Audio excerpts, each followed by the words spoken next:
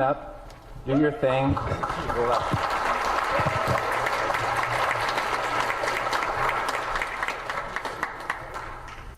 ¿Se han preguntado por qué Canadá está endeudada? ¿Se han preguntado por qué el gobierno obliga a los canadienses a pagar tantos impuestos? ¿Se han preguntado por qué los banqueros de los más grandes bancos privados se vuelven cada vez más ricos y el resto de nosotros no? ¿Se han preguntado por qué la deuda nacional bruta supera los 800.000 millones de dólares? ¿O por qué gastamos 160 millones de dólares al día por intereses sobre la deuda nacional? Esos son 60.000 millones de dólares al año.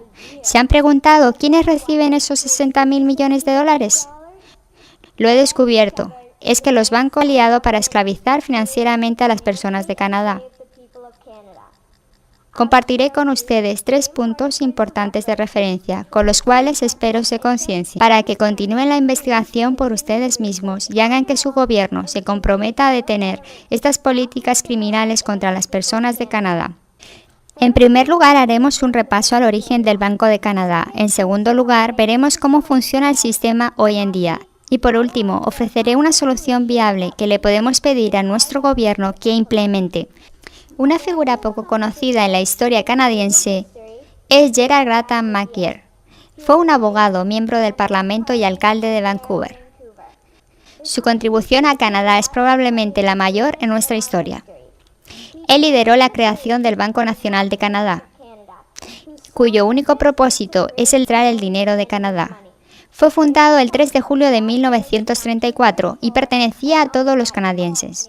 Hasta la década del 70, debido a que el Banco de Canadá manejaba la deuda nacional de una manera sostenible, hasta que el gobierno decidió implementar lo que hoy tenemos como nuestro sistema bancario moderno, y eso es robar al pueblo canadiense. Entonces, ¿cómo nos roban ellos? Permítanme explicarles cómo funcionan los bancos privados y nuestro gobierno hoy en día.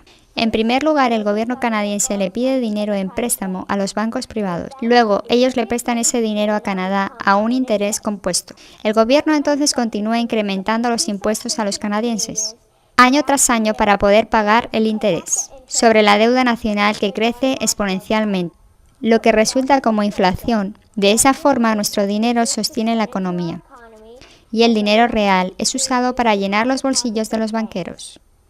Asimismo, el gobierno les permite a los bancos prestar dinero, que ni siquiera existe, en forma de préstamos.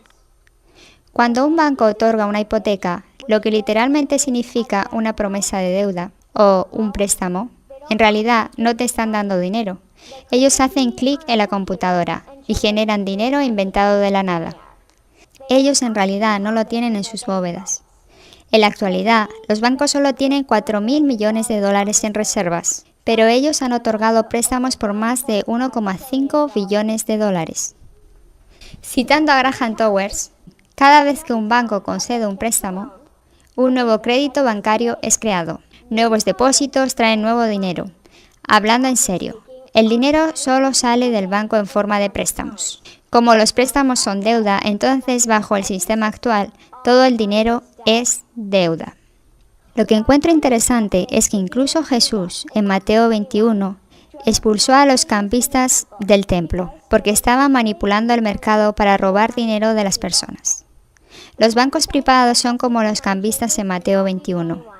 Están estafando y robando a las personas de Canadá. De este modo también su libertad, y deben ser detenidos. ¿Cómo debería funcionar el sistema bancario? En una famosa entrevista, el señor McGirr le pregunta al señor Towers: ¿me puede decir por qué el gobierno, con el poder de crear dinero, debería entregar ese poder a un monopolio privado y entonces pedir préstamo a algo que el Parlamento podría crear? ¿Y ese préstamo tendría un interés que llevaría a la bancarrota nacional? El señor Towers respondió: si el Parlamento quiere cambiar la forma como opera el sistema bancario, esa es ciertamente una potestad del Parlamento. En otras palabras, si el gobierno canadiense necesita dinero, ir directamente al Banco de Canadá. La gente entonces pagaría impuestos justos para pagarle al Banco de Canadá.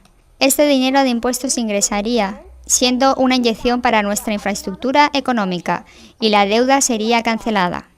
Los canadienses volverían a prosperar, con dinero real como cimiento de nuestra estructura económica y no con deuda como dinero. En cuanto al dinero que se le debe a los bancos privados, tales como el Royal Bank, simplemente le diríamos al Banco de Canadá que imprima el dinero de estas deudas, que se lo entregase a los bancos privados y cancelaríamos la deuda del Banco de Canadá, y si tenemos las facultades legales para hacerlo. En conclusión, se ha hecho dolorosamente obvio, incluso para mí, una canadiense de 12 años, que estamos siendo estafados y robados por el sistema bancario con el visto bueno del gobierno. ¿Qué haríamos para detener este crimen? ¿Qué haríamos para asegurarnos de que la siguiente generación sea libre de una economía basada en la deuda y regida por los bancos que nos esclavizan? Margaret Mead dijo lo siguiente, y espero que todos lo recuerden: nunca dudes que un pequeño grupo de ciudadanos puede cambiar el mundo. De hecho, son los únicos que lo han logrado. Gracias.